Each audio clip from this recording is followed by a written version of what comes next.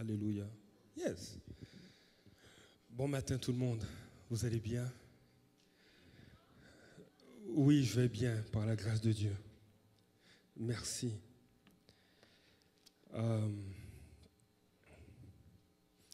Alléluia. On va faire un mot de prière pour la deuxième moitié de cette célébration. Nous voulons porter notre attention sur les Écritures, sur la parole de Dieu. Seigneur, je te dis merci, Père. Merci, Seigneur, pour ce que tu fais. Seigneur, merci pour ton invitation. Ton invitation à venir dans ta présence, à plonger nos regards dans ta parole. Reçois toute la gloire et toute la louange dans le nom de Jésus. Amen. Aujourd'hui, il y aura deux sections au message. Une section que je vais apporter, puis une section qui va concerner Pasteur Marjorie, donc elle va intervenir. Pour ce message aujourd'hui, c'est spécial. Il y aura une section qui sera à la fois en présentiel et en ligne, mais une deuxième section qui sera juste en présentiel. On veut prendre le temps de prier et nous croyons que nous sommes dans une saison où le Seigneur vraiment nous invite. J'ai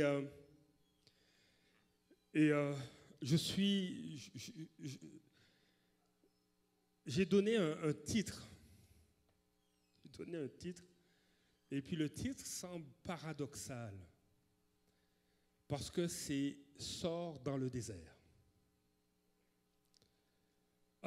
Et moi, j'aime pas la chaleur. Alors, si je dois aller dans le désert, c'est qu'il y a quelque chose de particulier. Au fait, c'est pas plus le désert qui est important, c'est d'être là où Dieu nous invite.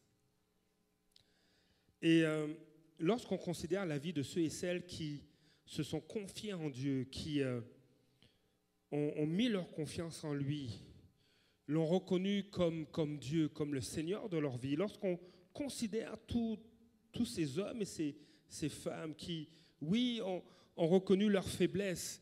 On peut penser à Esther, par exemple, qui a eu peur lorsque elle a appris ce qui se passait. Lorsqu'on considère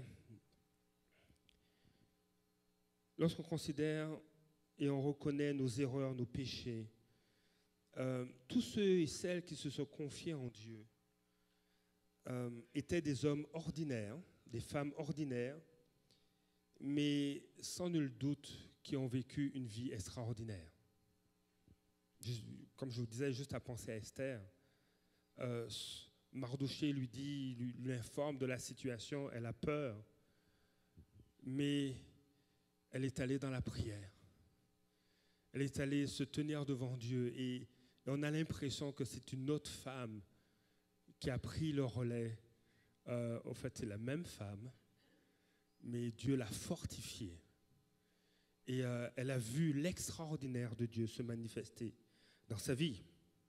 Et c'est vrai que le temps me manque pour vous parler de toutes ces femmes et de tous ces hommes qui, à travers l'histoire, sont des témoins de ce que Dieu peut faire, de ce que Dieu est, de ce que Dieu accomplit. Et permettez-moi de citer dans la version Louis II, on va aller dans le livre des Hébreux, l'Épître aux Hébreux au chapitre 11. Je vais juste faire cette lecture rapidement.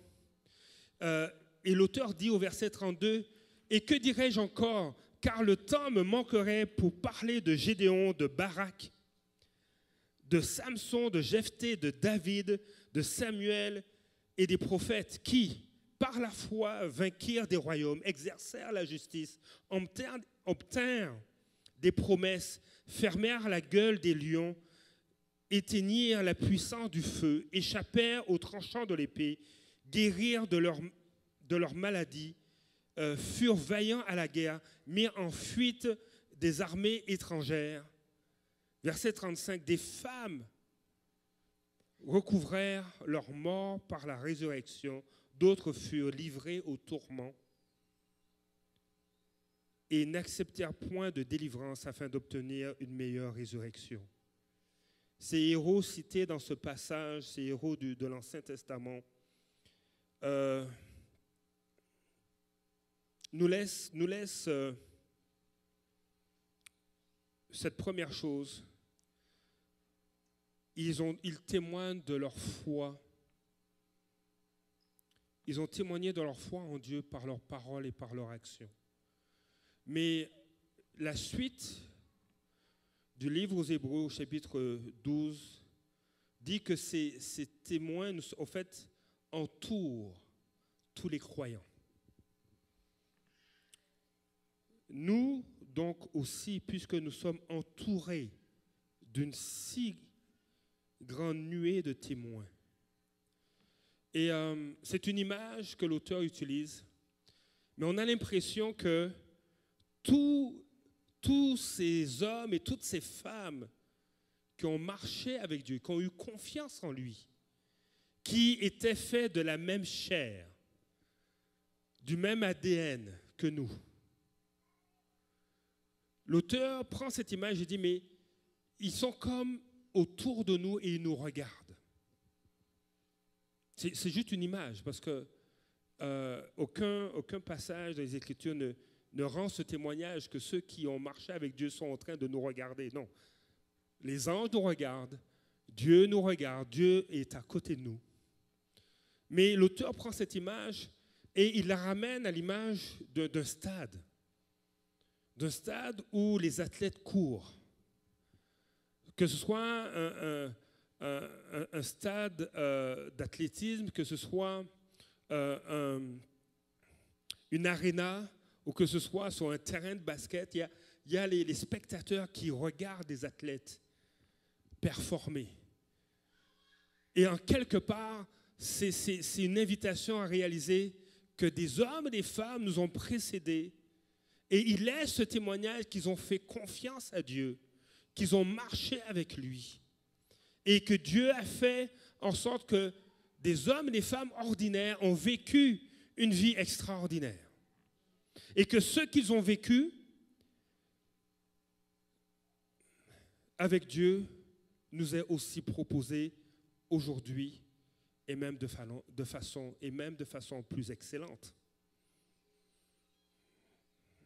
Alors, Hébreux chapitre 12, les versets 1 et 2 vont dire ceci. Nous donc aussi, puisque nous sommes entourés d'une si grande nuée de témoins, rejetons tout fardeau. Rejetons tout fardeau et le péché qui nous enveloppe si facilement. Et il y a cette image, le péché qui nous enveloppe si facilement. Vous savez, c'est difficile de courir avec un manteau. Tu sais, ça nous gêne. Mais rejette le manteau du péché, parce que ça t'empêche de courir. Et courons avec persévérance l'épreuve ou la course qui nous est proposée. Faisons-le. Et l'auteur le dit au verset 2, faisons-le en gardant les regards sur Jésus. Et la version second 21, excellent, dit ceci, faisons-le en gardant les regards sur Jésus qui fait naître la foi et la mène à la perfection. Qui fait naître la foi. Il est à l'origine de notre foi. Il est celui qui fait croître la foi en nous et il amène à la perfection à travers toutes les saisons de notre vie où il a décidé de marcher avec nous. Et ce matin, je vais m'arrêter sur la vie de David, qui a été hors de l'ordinaire, qui a été, oui, extraordinaire, et qui témoigne d'une vie qui est sortie pour glorifier Dieu. Et j'aime ce texte que je vais vous lire, c'est le psaume 78, verset 72. Vous connaissez, la plupart connaissent au moins quelques pans de l'histoire de David. Mais le psaume 78, c'est comme un résumé de tout ce que Dieu a fait à travers le peuple d'Israël jusqu'à David. Et le psaume termine au verset 72 et on aimerait le continuer. Mais le psaume termine par ceci. Et David dirigera le peuple d'Israël, et David les dirigea avec un cœur intègre et les conduisit avec des mains intelligentes.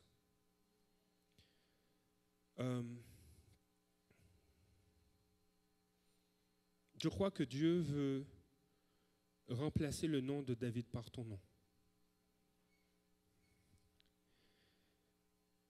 Je pense que Dieu veut parler à un père, à une mère, à un conjoint, à une conjointe, à une fille, à un fils. Vous savez, dans le leadership, on parle de rétro-mentorat. Le rétro-mentorat, c'est l'impact de ceux qui sont mentorés, l'impact de ces personnes sur leur mentor.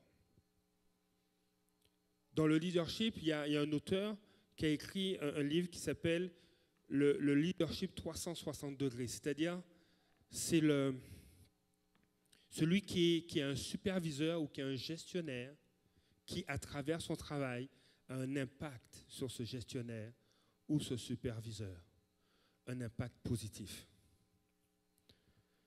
Et je crois que, en tant qu'enfant, même nos enfants, attachés à Dieu, peuvent avoir un impact sur nos vies, peuvent avoir un impact sur leurs enseignants. Même en tant qu'étudiant, tu peux avoir un impact sur le corps professoral à l'université. C'est-à-dire que, en fait, peu importe ta position ou la saison de ta vie, puisque même les Écritures vont dire que même sous la chaleur, dans la sécheresse, celui qui se confie à l'Éternel est comme un arbre planté près des courants d'eau. Son feuillage reste verdoyant. Donc, ce n'est pas une question de saison, c'est une question de position. De sorte que, peu importe ta saison, parce que tu es positionné en Jésus, tu as un impact. Tu as un impact. Mais il faut être positionné en Jésus.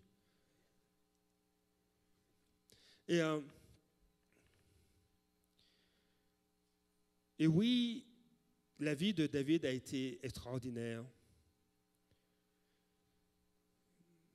Sa vie a commencé dans les bergeries poussiéreuses de Juda et elle s'est terminée par un règne de 40 ans en tant que le plus grand roi de l'histoire d'Israël.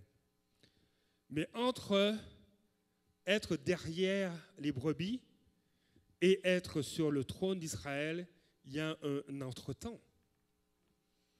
Il y a un entretemps où David a tué le géant, Goliath a fui Saül, s'est retrouvé dans le désert, dans des grottes. Il a composé de nombreux psaumes. Et je vous dirais, il a même vu Jésus. Il y a un psaume qui dit « L'Éternel dit à mon Seigneur, assieds-toi sur le trône jusqu'à ce que je fasse de tes ennemis ton marchepied. » Et Luc va reprendre ce texte dans Actes chapitre 2, verset 24. Entre-temps, David, il a étendu les frontières d'Israël.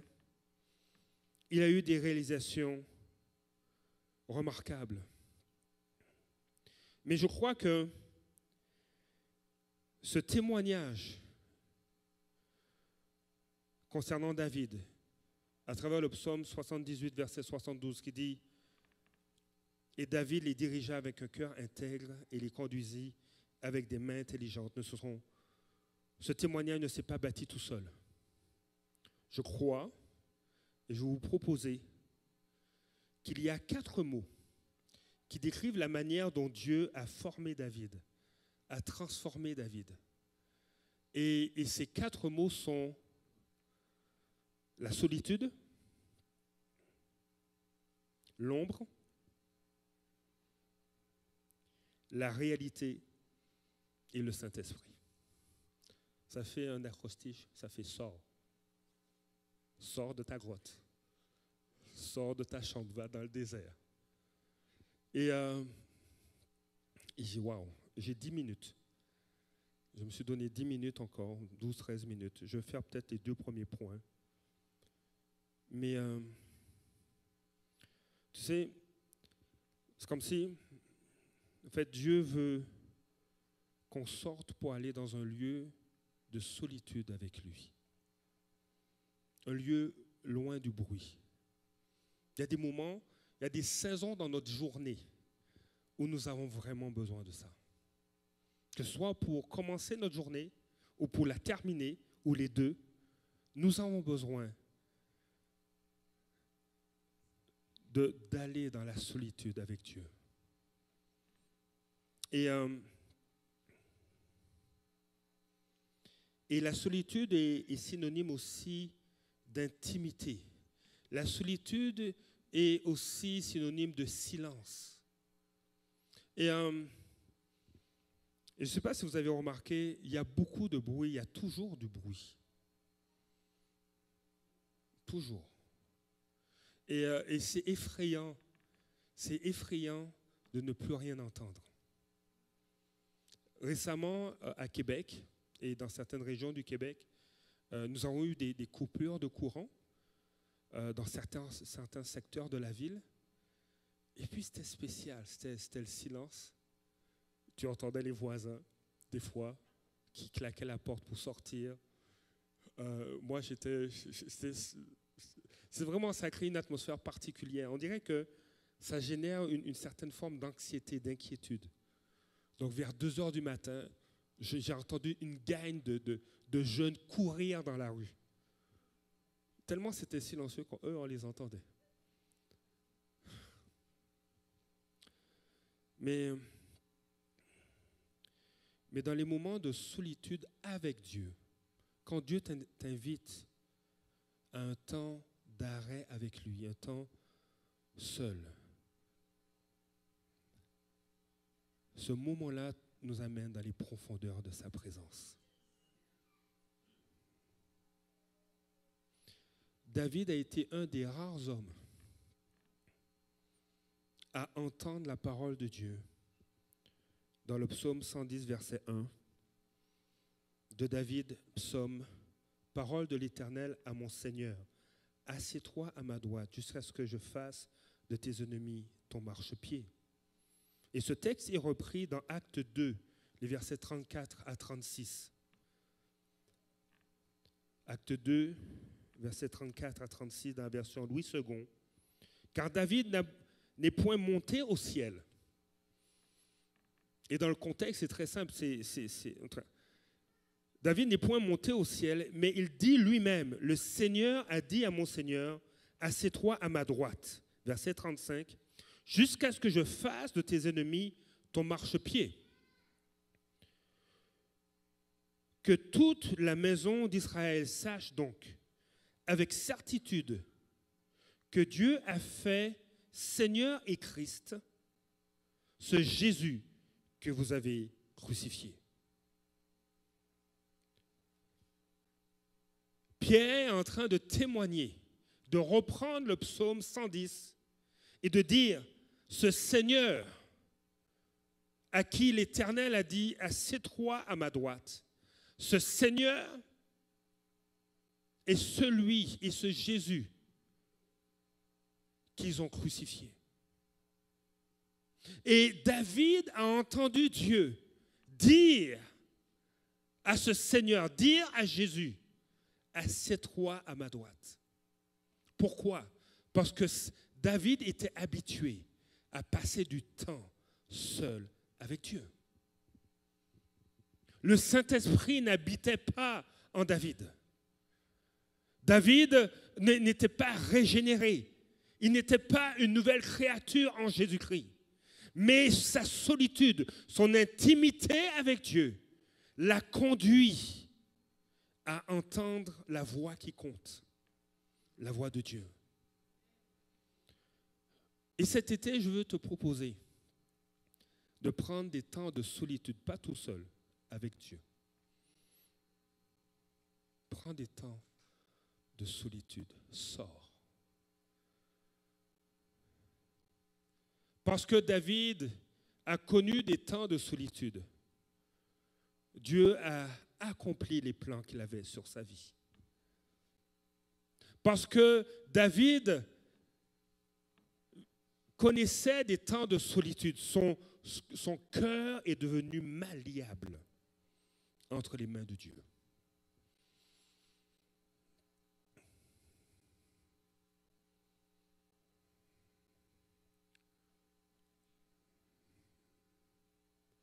Ma prière, c'est, Seigneur, à la fin de mon histoire de vie, que je puisse garder un cœur qui est malléable entre tes mains, qui est capable de s'humilier, de se repentir.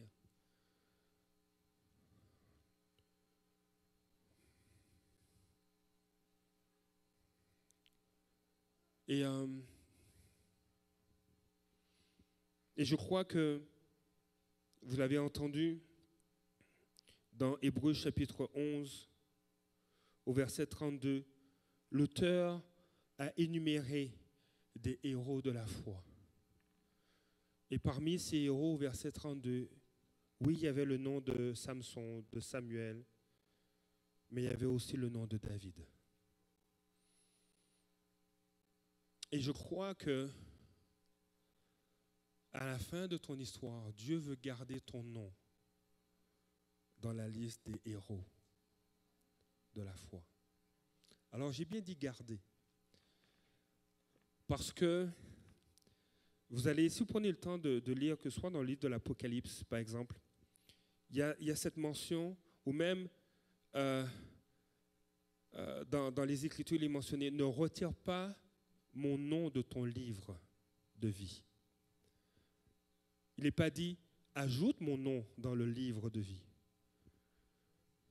Mais il est plutôt dit, ne retire pas mon nom. Moi, je trouve que c'est intéressant parce que Dieu a cette espérance et cette confiance qu'à la fin de notre course, nous serons énumérés dans la liste des héros de la foi. Alors sors, va dans le lieu de solitude avec Dieu, un lieu où il y a un silence pour que tu puisses entendre la voix de Dieu et laisser ton cœur devenir pleinement malléable. Ce matin, je veux terminer avec ce point. Oui, c'est important de vivre des moments seuls. Et je parle de saison, mais pas dans l'année, mais dans la journée. Nous avons besoin de ces saisons de solitude avec Dieu, ces moments-là. Mais nous avons aussi besoin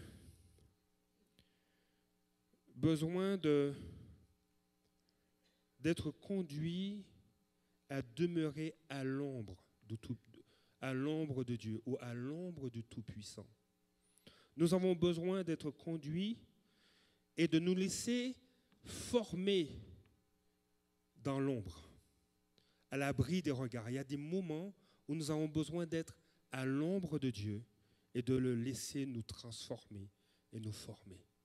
Et il ne faut pas avoir peur de ces moments-là. L'ombre. Vous savez, Acte 13, verset 22 dit ceci. Vous savez, juste le contexte de ce verset.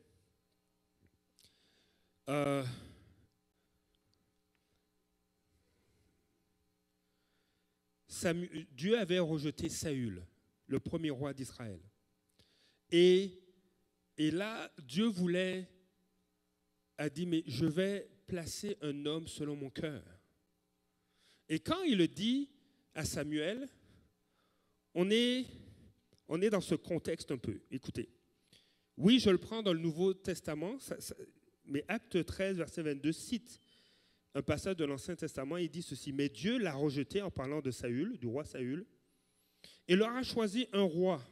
Il leur a choisi plutôt pour roi David. C'est à lui qu'il a rendu ce témoignage: en David, fils d'Isaïe, j'ai trouvé un homme qui correspond à mes désirs. Il accomplira toute ma volonté. À ce moment-là, quand Dieu choisit David, David est où? Il s'occupe des brebis de son père. Il s'occupe des tâches que son père lui a confiées. Et il y a ce passage qui dit, dans le psaume 78, verset 71, « Il le prit derrière les brebis qui allaitent pour lui faire paître Jacob son peuple et Israël son héritage. » Donc, David était derrière les brebis, il prenait soin.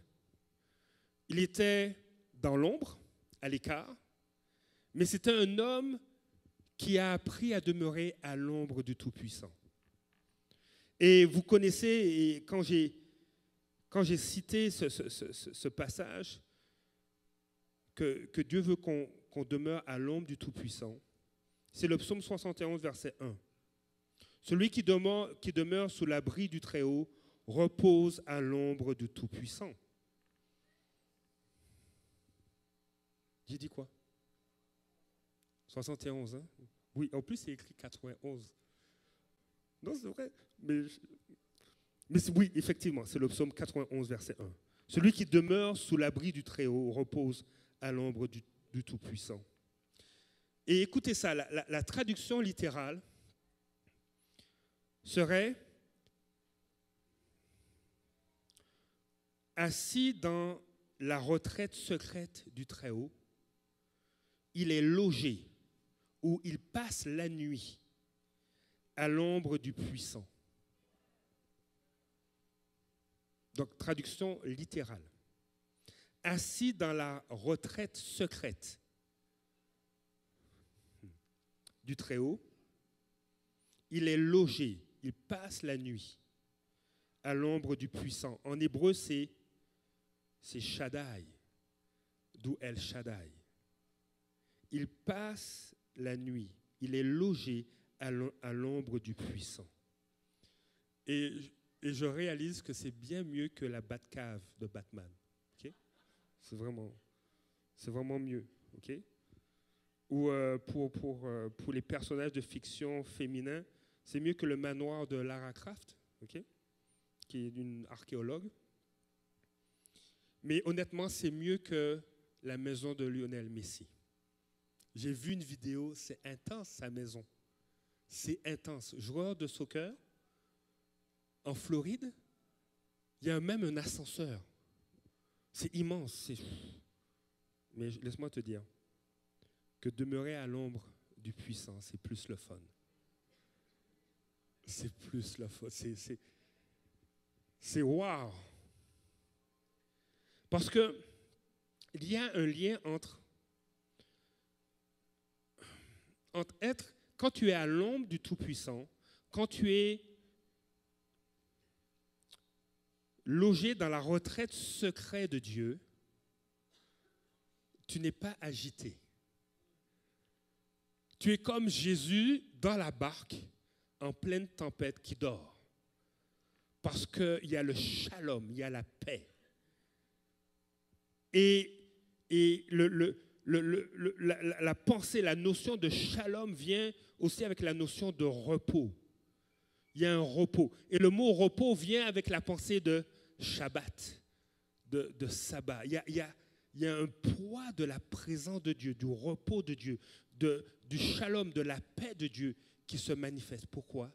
Parce que tu es à l'ombre du Tout-Puissant. Et être à l'ombre du Tout-Puissant, ce n'est pas te balader avec un parasol. Mais c'est d'être assis, d'accepter de t'asseoir. Et je parle beaucoup de pause. Hein?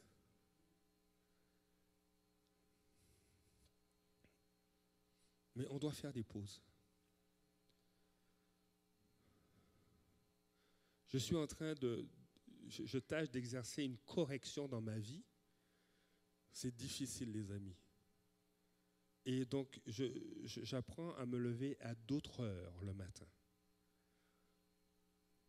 Et c'est combien salutaire. Parce que je m'assois.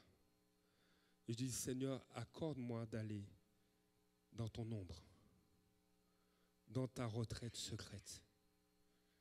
Et c'est désagréable pour ma chair. Et vous savez ce que j'ai fait? Avant de me coucher, je dis, Seigneur, je ne mets pas mon horloge. Toi, réveille-moi. Et j'ai l'impression que Dieu respecte vraiment la cosmologie, l'astronomie, parce que c'est toujours à peu près à la même heure, plus ou moins quelques minutes. C'est vraiment là, on dirait que c'est comme si à la fine pointe de la technologie, là, chaque jour, je suis vraiment dans... Et là, il y a cet appel, viens. Et je crois que Dieu veut faire la même chose dans chacune de nos vies et veut t'encourager aussi à continuer. Donc, sors pour aller dans ce lieu de solitude avec Dieu, mais sors aussi pour aller à l'ombre de Tout-Puissant.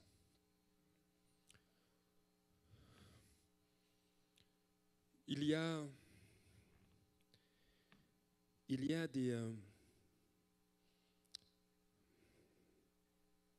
des profondeurs, il y a des largeurs, il y a des hauteurs de sa présence, de son amour que Dieu veut que tu expérimentes.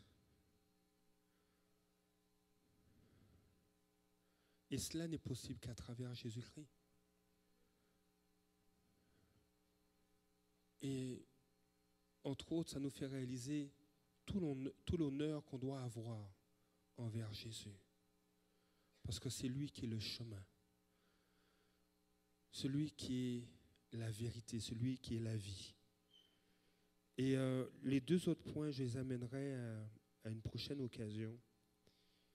Mais alors que Salomon dit de son père, « Tu as témoigné une grande bienveillance envers ton serviteur David, mon père, parce qu'il vivait fidèlement selon ta volonté, de façon juste et avec un cœur droit. » C'est 1 Roi 3, verset 6.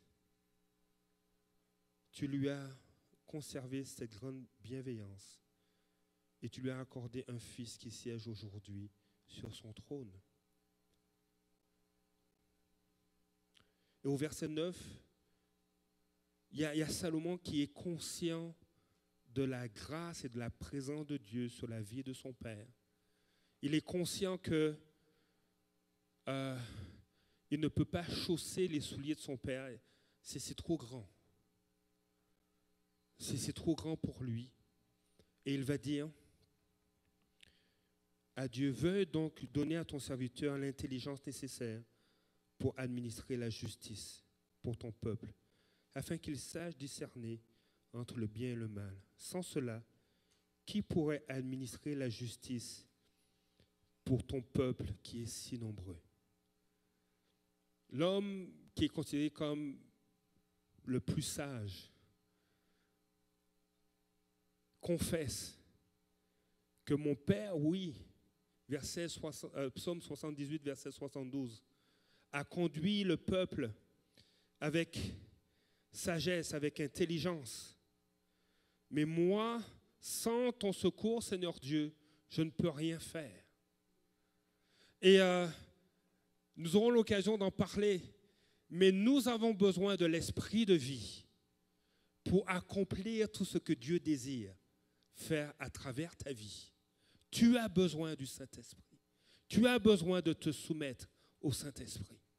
Et ce matin, je veux simplement terminer ce partage avec un mot de prière et je vais inviter Pasteur Marjorie à me rejoindre.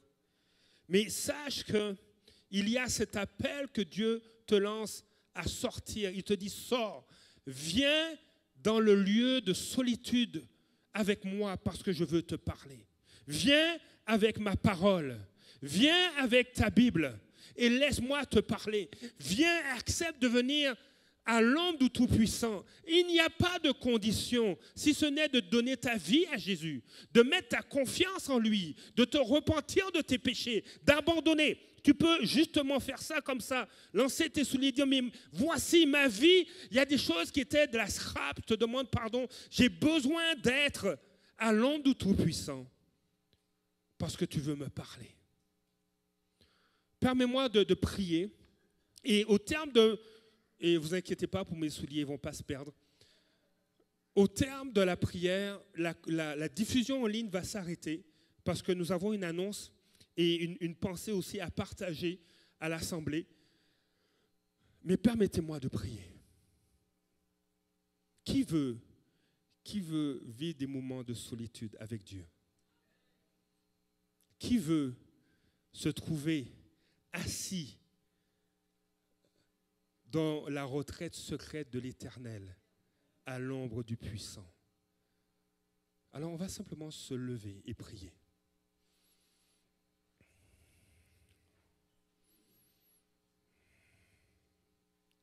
Seigneur, je veux te dire merci, Père. Merci pour ta fidélité, Père. Seigneur, tu nous appelles à sortir. Seigneur, des fois, aller dans le lieu de solitude, on a l'impression d'être dans un désert. Mais quand on est avec toi, le désert se met à fleurir. L'eau se met à couler. Le rocher donne de l'eau. Seigneur, je prie, Père, pour une saison de cœur à cœur, où la seule voix que mes frères et sœurs entendent soit ta voix, à travers ta parole, à travers ton Esprit Saint. Seigneur, je prie non seulement, Seigneur, que nous puissions sortir et aller dans ce lieu de solitude avec toi, mais que nous puissions aussi sortir et aller au lieu de ton ombre, à l'ombre du Tout-Puissant, dans le lieu, la retraite